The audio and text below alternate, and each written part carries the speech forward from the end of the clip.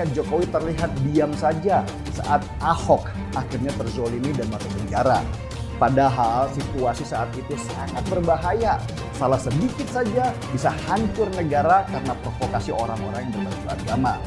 Dan Jokowi tahu yang diincar adalah dirinya, kursi jabatannya sebagai presiden, dan kasus Ahok dijadikan perantara. Diamnya Jokowi membuat banyak orang menganggap dia lemah terhadap tekanan kelompok ini. Jokowi dicaci maki oleh orang-orang yang dulu mendukungnya sebagai presiden. Tapi yang dilakukan Jokowi kemudian, ketika situasi sudah tenang dan keributan juga sudah reda, dia mulai menerapkan strategi pecah barisan.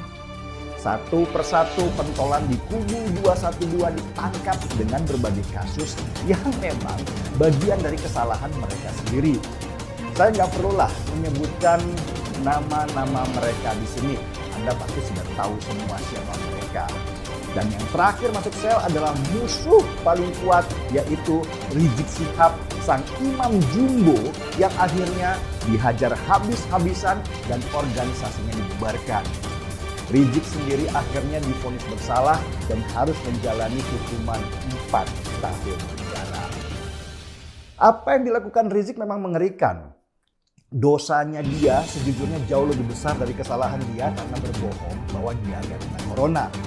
Dosanya Rizik Syihab adalah memanipulasi pikiran banyak orang dengan memanfaatkan nasabnya sebagai cucu Nabi untuk kepentingan dia pribadi. Dengan posisi itu, Rizik menjadikan dirinya sebagai nabi baru dengan konsep pengkultusan individu. Rizik buat pendukungnya adalah manusia yang gak bercela dan tidak ada dosa. Sehingga apapun yang dia katakan adalah kebenaran. Dan apapun yang dia lakukan patut dibela mati-matian. Kultus individu atau pemujaan berlebih terhadap seseorang terus dimanipulasi oleh Rizik dengan menyematkan gelar imam besar kepada dirinya sendiri. Sakit memang Rizik ini. Dia mungkin mengidap penyakit narsistik atau memuji dirinya sendiri secara berlebihan. Pengadilan Negeri Jakarta Timur, terdakwa Munarman divonis 3 tahun penjara karena dinilai bersalah melakukan tindak pidana terorisme. Putusan vonis ini lebih ringan dari tuntutan jaksa penuntut umum, yaitu 8 tahun penjara. Atas putusan ini, pihak Munarman mengajukan banding karena masih ada hal yang bertentangan dengan fakta.